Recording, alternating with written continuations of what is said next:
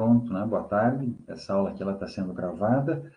Hoje é o dia 3 de fevereiro de 2022, é a aula aqui de criação da forma.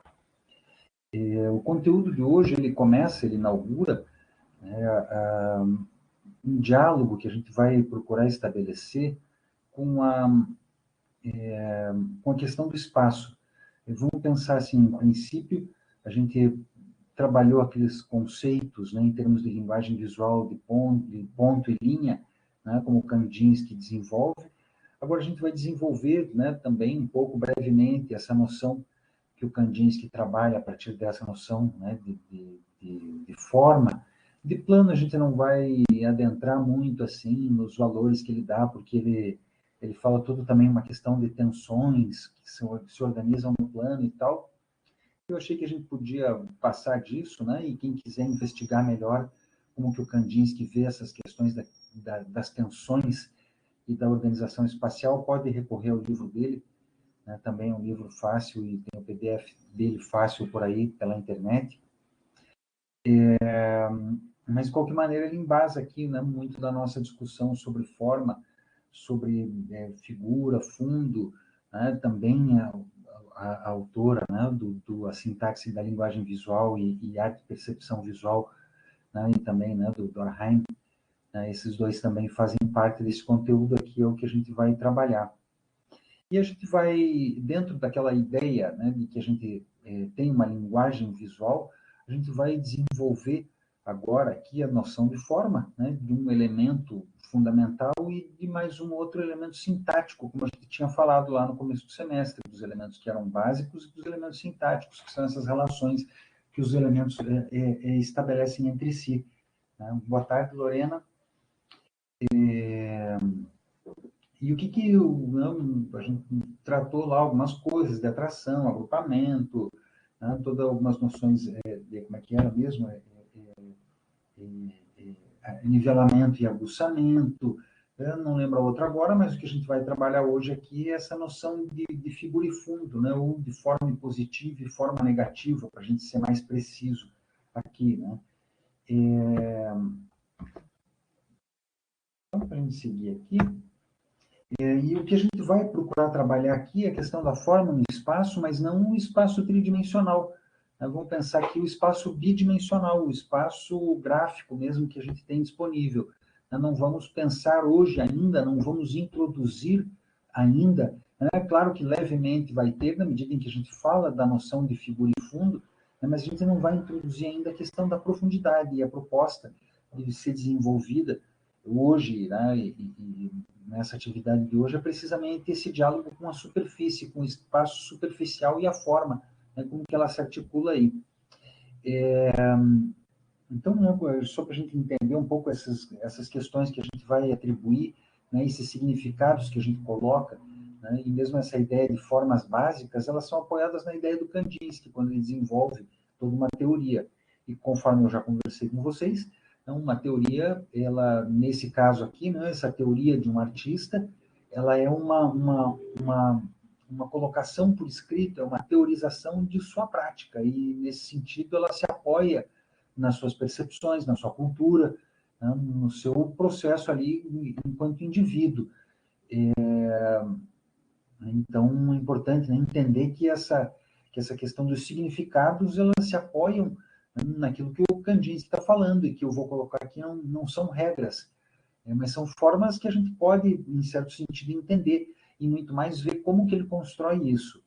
Então, dito isso, ele coloca, assim, como três formas básicas geométricas, né, fundamentalmente, o quadrado, o triângulo e o círculo, e ele atribui uma série de significados né, a esses elementos que estão relacionados, né, que vão pegar, então, né, o quadrado, o triângulo e o círculo, com isso que ele chama de uma tensão, né, uma tensão e uma calma.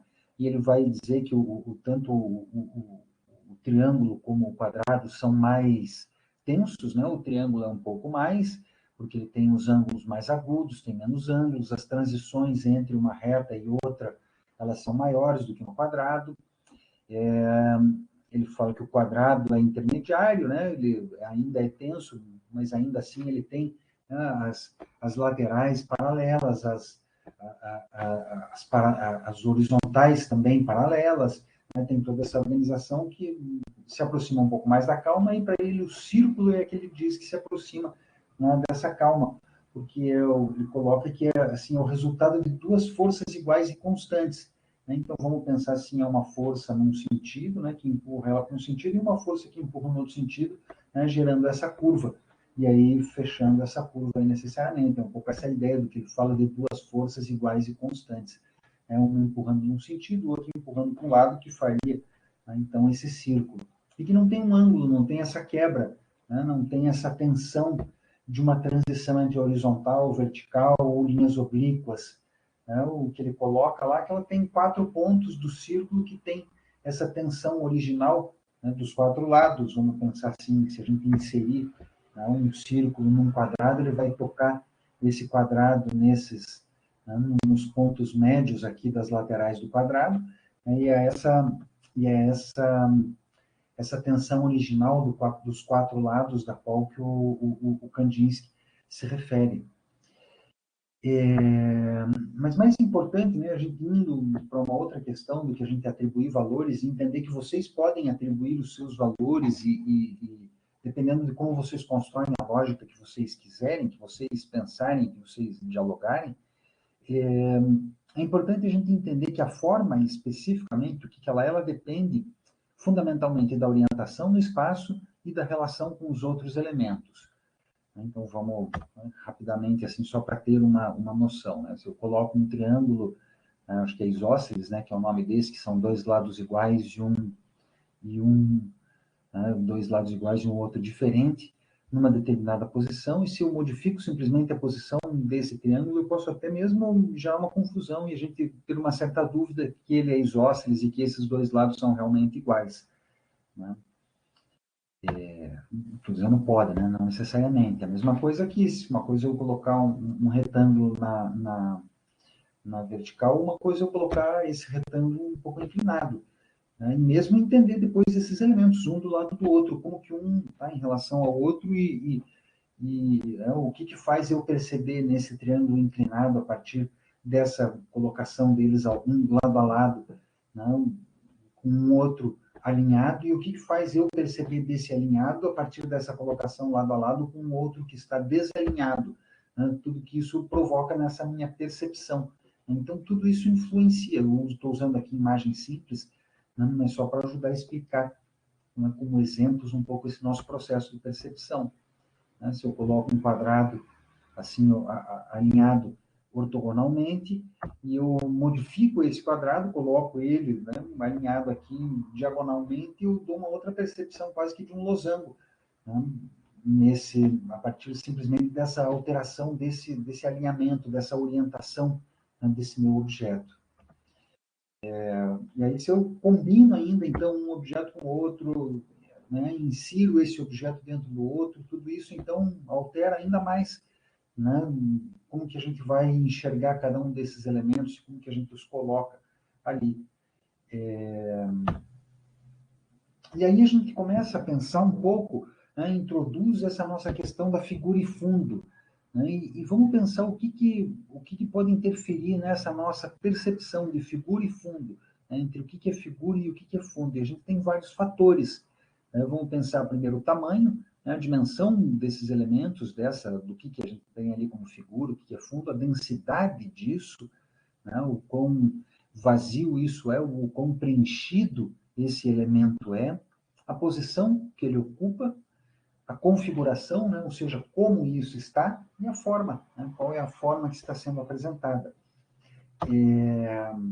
De um modo geral, vamos pensar assim que essa bidimensionalidade, né, que a gente tem colocada, né, por planos frontais, como a gente representa, né, vai fazer um desenho, uma imagem, a condição mais elementar dela é essa ideia, figura e fundo, que a gente tem a figura aqui, etc., e tem lá o fundo, né, essa representação bidimensional, né, de alguma coisa que a gente queira.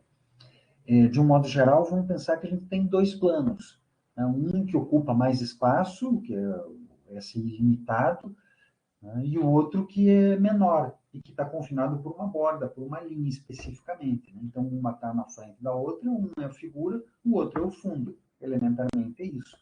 Se eu venho e faço um círculo assim, num espaço branco, aí eu tendo a ver aqui um círculo ou uma circunferência que seja, né, sobreposta a um espaço, né, de um modo geral assim.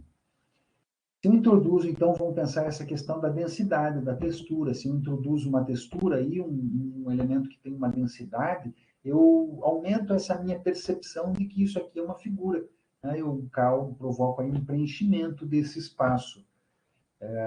E aí também posso brincar com isso com relação a alterar o fundo, alterar a figura e movimentar e alterar essa questão dimensional desses elementos, né? Então, em princípio, se eu tenho aqui esse círculo, né, ainda assim sobre essa superfície texturizada, a mim pelo menos, né, ele me parece ele como figura e essa superfície como fundo, né?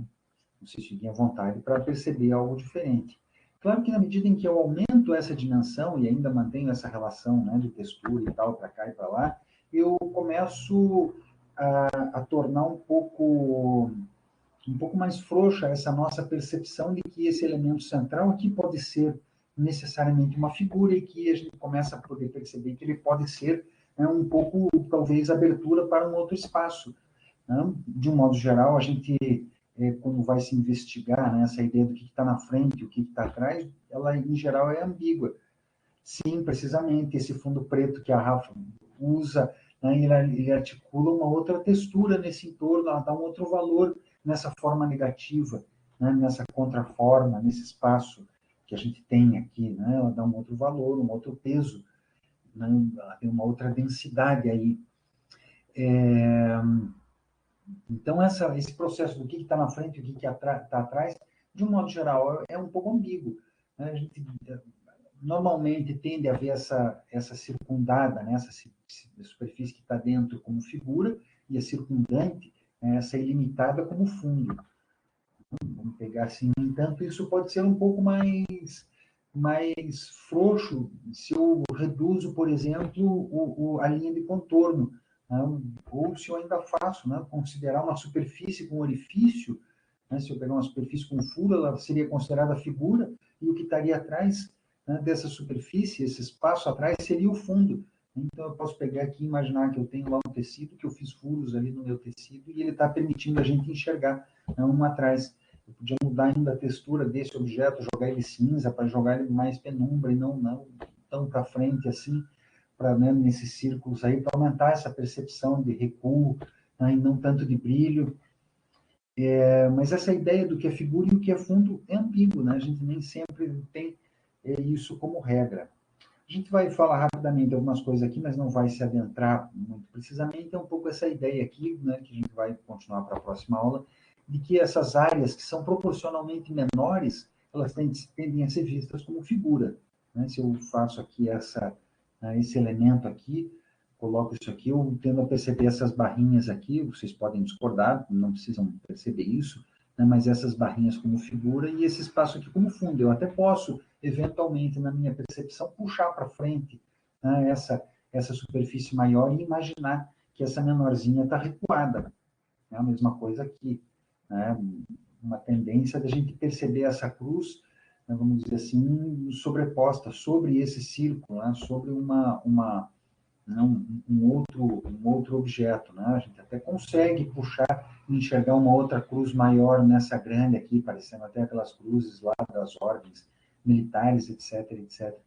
Né? Mas e é isso que eu digo que ela é ambígua, depende da nossa percepção e depende da dinâmica. A gente pode puxar para cá e empurrar para lá, dependendo de como a gente queira perceber e observar esse objeto.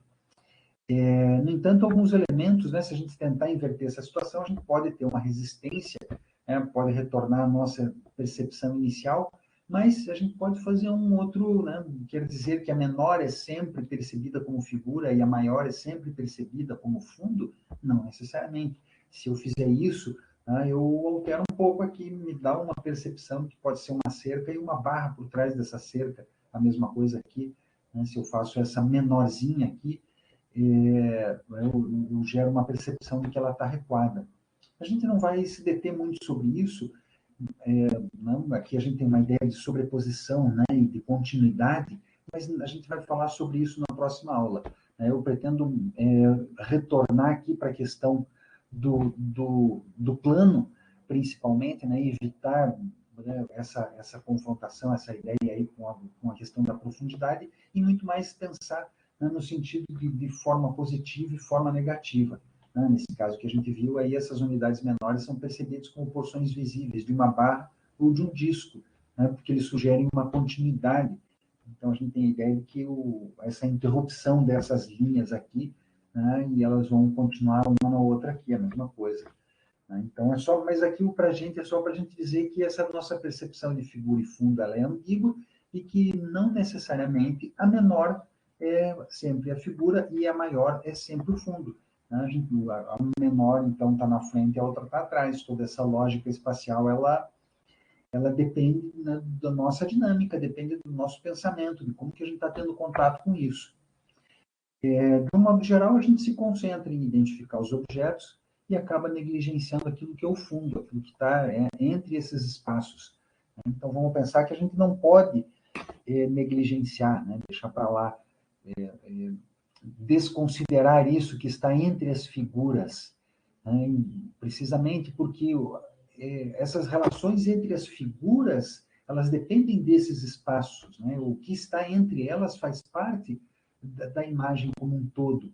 Então, a gente não pode negligenciar esse espaço vazio entre as figuras, como a gente vê aqui, ainda assim, né, nesses quadros, nesses vasos gregos, né, com esse fundo, ainda assim a gente vê, né, como tem até uns detalhezinhos, esse aqui eu acho que é de quebrado, né, mas com esse fundo assim colocado entre as figuras, vamos começar a pensar, né, como esse fundo tem uma importância e como esse fundo também pode se estabelecer, né, praticamente como uma figura. Então, vamos pegar como exemplo aqui alguns desses desenhos e gravuras, né, do Lipschitz. Vejam como ele brinca, ele é mais escultor, mas como ele brinca com essa questão, né, do que é figura e o que é fundo, o que se destaca e o que não. Né? Nessa aqui a gente ainda tem uma certa percepção, né, mais clara dessa ideia de figura e fundo, ele distingue com mais clareza, né, alguma figura aqui com cores e com um contorno, mas joga muito forte com essa questão do fundo, né? Deixa eu voltar aqui, percebam com esse elemento aqui quase que entra como uma figura dentro de um espaço, né? Que se constitui aqui externo a ele. A mesma coisa aqui a dança. Percebam como essa imagem ela não negligencia esse espaço externo das figuras. As figuras estão dançando, mas ela tem uma importância, né? Esses azuis em volta dos elementos, a cor contrastando com os elementos, como que a relação entre o espaço superior e o espaço inferior se dá aqui, então, entre, né, com essa linha que o Matisse coloca aqui, separando, né, o verde do chão do azul, né, da parte superior, da parte do céu, vamos pensar assim. Né? Então, como que esse espaço externo, né, fora das figuras, também, né, é um fundo e ele também tem importância. Esse outro aqui, né, esses recortes do Matisse, ele imprimia assim pintava, né, com tinta guache, e recortava e colava, né, fazia uns recortes. Né? Então, vamos perceber como a constituição da figura ela se dá também pela constituição do fundo, né? Como o branco do fundo, né? O que está externo também constrói a figura, também faz parte da figura. E é nesse sentido que é importante a gente não negligenciar, né? Compreender que a gente tem uma forma branca aqui que se constrói nesse espaço, que a gente tem uma outra forma branca que penetra aqui, uma outra, etc. Né? Tem toda essa relação da imagem, né? Como um todo. A gente começa né, já nessas aqui do Lipschitz, como ele já começa a colocar em jogo essa própria noção entre a figura e o fundo, entre o que é figura. Ele dá um tema, ele diz que lá são figuras reconhecíveis, né, composição com figuras, mas como a gente começa a ficar um pouco ambíguo para a gente exatamente o que é figura e o que é fundo. Vamos nessa outra aqui, então, mais ainda, né? Um Teseu, né? O que a gente tem aqui nessa organização dos elementos colocados aqui, quem é o Minotauro, quem é o Teseu, como que ele organiza, Então, a forma positiva e a forma negativa, ou seja, a forma e a contraforma. Né? A forma de um é a contraforma do outro. Né? Essa justaposição, essa colocação desses elementos, e como eles se colocam, né? Como eles se justapõem, como eles se organizam e preenchem esse espaço plano que a gente tem aqui. E aí que vem, né, precisamente, para a gente, né, colocar aqui essa ideia que a gente estava aqui para discutir, que é essa noção de positivo e negativo. Né, o que é uma forma positiva, o que é uma forma negativa. Né? Mais uma vez, pensar que isso tudo é muito ambíguo, né, mas, em princípio, a forma positiva é aquela que se afirma sobre a outra. Né? Vamos pensar assim, uma forma sobre um plano se constitui como uma forma positiva, o resto do plano é negativo. Certo? Então, se eu vou lá e faço um quadrado em cima de um plano, minha forma positiva é esse quadrado, minha forma negativa, o que está externo é esse quadrado, né? Essa contraforma aqui, vamos pensar assim. Então, se eu o que domina essa visão, né, tende a ser visto como um elemento positivo, né, e o elemento negativo é aquele que é um pouco mais passivo, vamos pensar assim. E esse processo também ele pode ser ambíguo, a gente não tem, né, não consegue afirmar qual que é a forma negativa e qual que é a positiva, à medida em que a gente começa a colocar mais elementos. Né? Se eu pego aquele mesmo quadrado e coloco um círculo mais denso aqui, eu começo a perceber, então, esse círculo como a minha forma positiva e esse quadrado como uma forma negativa, esse espaço do quadrado aqui como um vazado, como forma negativa. Né? Então, vamos perceber que depende de como a gente coloca elementos aqui, como os elementos estão na nossa imagem, para que a gente perceba o que é positivo, o que é negativo, o que é forma, o que é contraforma, né? O que está para fora, o que é figura. E aí a gente vai, eu gosto muito aqui desse, também uma outra colagem aqui do Matisse, né? Então, em certo sentido, a gente pode dizer, né, vamos brincar assim, né, em algumas cosmologias antigas, né, alguns povos antigos achavam, né, que o céu noturno era um manto, né, que cobria a Terra e que ele tinha lá alguns furos que dava para ver a parte brilhante atrás, né, desses furos. Né? Então, vamos brincar aqui que a gente tem essa própria ideia, se a gente analisar esse céu com estrelas, né, de acordo com aquelas cosmologias antigas, isso aqui seria as estrelinhas amarelinhas aqui seria o nosso fundo brilhante, né, e o céu escuro seria, né, a nossa figura, seria o tal manto, né, que essas algumas sociedades imaginavam, né, nessas mitologias. Mas vamos ver aqui para nós, a gente sabe então que a gente tem como forma positiva as estrelas, né, e como forma negativa, né, como fundo, né, então as estrelas como figura e o céu como fundo. E pensar aqui também, então, né, uma figura humana, etc., aqui colocada e tal, e a figura, esse céu aqui azul, é o fundo. Né? A forma positiva é a figura humana, a forma negativa é o céu. No entanto, quando o Matisse vai e coloca esse pontinho vermelho, né, ali no centro, né, no coração dessa figura, etc., que ele está representando lá o Ícaro e tal, coloca esse pontinho vermelho, a gente vai pensar, então, que esse pontinho vermelho é, né, a forma positiva e esse corpo é a forma negativa. A gente pode perceber isso, né, só para a gente ter isso como, né, como um exemplo, como uma fonte de reflexão aqui para a gente. E eu adoro trazer essa pintura aqui do Volpe, precisamente porque porque ela causa um certo estranhamento, né? E eu gostaria que vocês falassem um pouco sobre essa pintura aí agora, colocando ela assim, o que isso... Ô, João, tá bom? O que vocês sentem com essa pintura assim, né? Ela é bem plana, né? Ela parece que não tem muito. Como é que eu vou colocar? Não tem muita tridimensionalidade. Ela parece que é realmente só um plano. Um plano não, né? Dois planos, que é o vertical e horizontal ali. Não parece que ela tem uma profundidade. Aham. Ele desafia muito essa ideia da profundidade aqui, apesar de ter alguns elementos, né, de perspectiva, se a gente pensar aqui assim, né? Vamos ver que a gente tem uma convergência nessas linhazinhas aqui da casa, né, que remetem à ideia de perspectiva. Aí, dona Carolina, esse parece que o telhado é o chão. É muito preciso isso, assim, esse telhado aqui que está atrás dessa casa. Aí ele coloca de certa forma ambígua que a gente não consegue reconhecer muito bem se isso aqui é um telhado ou se isso aqui é um chão, né? Parece que é o telhado, porque ele está em cima da casa, mas ele parece que é o chão por uma série de fatores. Inclusive, se a gente aproximar aqui, né, eu não quis aproximar antes para não, né, para não sugerir isso daqui, ele primeiro vamos pegar o tipo da tinta que o Volpi usava, que era têmpera. Então ele pintava com guache e com uma tinta até relativamente transparente.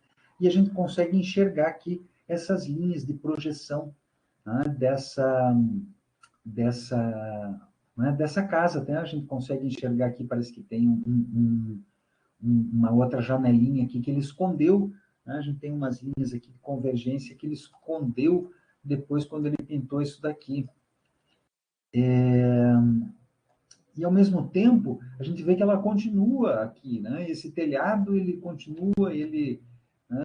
Aqui ele até interrompe a casa, mas aqui ele continua, parece que no cais, que já dá um espaço aqui para o que seria um mar, né? Onde a gente tem um barquinho lá no mar, né? Então, ele, ao mesmo tempo, ele se torna um pátio, né? Ele se torna um chão aqui atrás, que dá acesso aqui a essa parte das casinhas, né? E ele quase que junta, né? Ele não junta, ele fecha aqui com o verdinho, mas ele quase que junta essa superfície aqui, né? Com essa outra aqui que está na frente, que está aqui à esquerda e na Depois frente. que você falou que era o chão, Fábio, ali atrás, tipo, o telhado também pode ser o chão, eu comecei a enxergar diferente também. Que antes eu estava enxergando como se fosse um telhado da casinha azul, meio que juntando com um telhado de uma casinha branca. Agora eu estou enxergando Uhum. como se fosse um barraquinho com o telhado inclinado para trás e o chão fosse ali no fundo. Mudou a percepção depois que você apontou isso daí. Pois, é interessante. Depois que a própria Carolina colocou aqui também, né? A Carolina já. E de modo geral não é difícil, eu gosto de trazer essa imagem porque isso é muito evidente, é muito forte aqui a gente perceber essa relação entre o que é forma, o que é contraforma, o que é forma positiva e forma negativa, como esse processo é ambíguo de fato, e que a gente enxerga uma coisa, mas fica. Né? Você, porra, tem uma. E eu falei, o que tem aí? Ah, tem alguma coisa estranha aí, ela parece plana demais, né? É o que esse primeiro ponto, assim. O que faz com que ela pareça plana?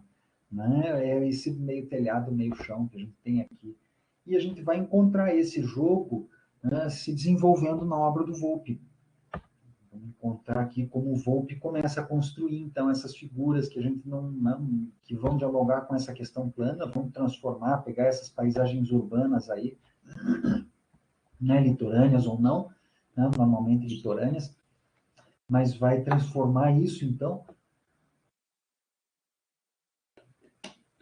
numa questão plana. Elas estão sobrepostas em certo sentido, a gente vê que algumas estão lá atrás, né? A janelinha está sobreposta pelo telhado da outra, etc.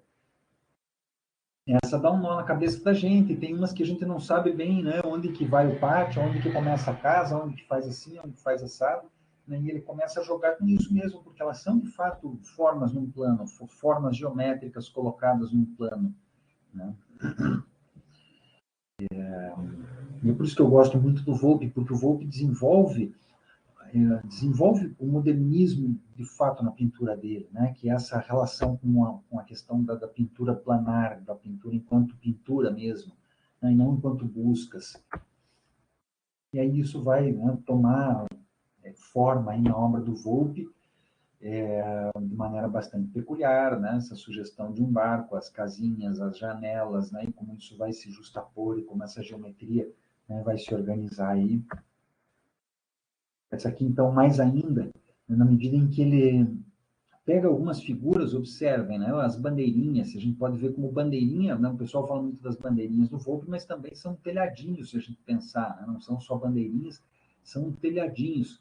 Então a gente pode pensar como bandeirinha, né? As bandeirinhas amarelas, bandeirinhas rosas, bandeirinhas brancas, é, e esse fundinho aqui, né? Que seria, sei lá, a casinha verde, festa junina Volpi, mas ao mesmo tempo, né, vejam como ele brinca com essa questão de o que é figura, o que é fundo, o que é forma e contraforma, quando ele pega né, o elemento cromático daquilo que seria uma figura e joga naquele outro que seria o fundo. Então, vamos pensar aqui como ele brinca com essa questão, né, com essa nossa percepção de jogar o que está para frente, o que está para trás, o que é figura, o que é fundo, o que não, quem ocupa o que, né, nesse espaço aqui de jogo visual da imagem. E essa aqui, então, mais ainda, né, desafia completamente esse processo, o mastro aqui, essas bandeirinhas, etc. Né, e o mastro, ele vai, né, a fita em volta do mastro, ela coincide com esses pontos aqui, né, da geometria das bandeiras. Então, como ele constrói essa planaridade das imagens aqui. Uhum. E esse mesmo jogo, né, que a gente vai poder ver, ora a gente tem a bandeirinha aqui vermelha, ora esse fundo vermelho, né? Ora esse fundo aqui de um jeito e esse aqui numa outra posição e junto aqui com a bandeira, né, e por aí vai. E, né, já que a gente está falando em forma e contraforma e figura e fundo, né, para a gente encerrar aqui esse artista gráfico absolutamente fabuloso, que eu acho que é bastante conhecido de todo mundo, que é o Escher, né, que fez esses jogos de imagens, né, ele produziu muitas gravuras, né, uma boa parte era estilogravura e litografia, é um artista holandês, mas cujo trabalho também foi bastante desenvolvido na indústria gráfica, de um modo geral, né, e ainda existe aí o site da Fundação do Escher, que vende, né, esses trabalhos todos impressos. Então, por que não a gente trazer aqui precisamente essa ideia de diálogo, já que a proposta, né, para vocês hoje é trabalhar no plano, né, a partir de figuras, valorizando esse espaço como um todo, né? Claro que eu mostrei o Volpe, mas vamos pensar aqui também colocar esse cara que faz esse jogo, né, com os elementos aqui, né, e vai brincar tanto com a profundidade como com essa questão do plano, né? E essas figuras bizarras, esses elementos fantásticos, né, deformes, existentes ou não, né, e faz com que eles se preencham uns aos outros, com que eles organizem essa noção, né, de forma, contraforma, figura e fundo. Né, isso aqui também que é bastante interessante para terminar a nossa aula de hoje. E aqui, então, as referências, né, esses textos que a gente usou, vou deixar aqui nessa última aqui do Escher, e vou encerrar aqui já a nossa gravação.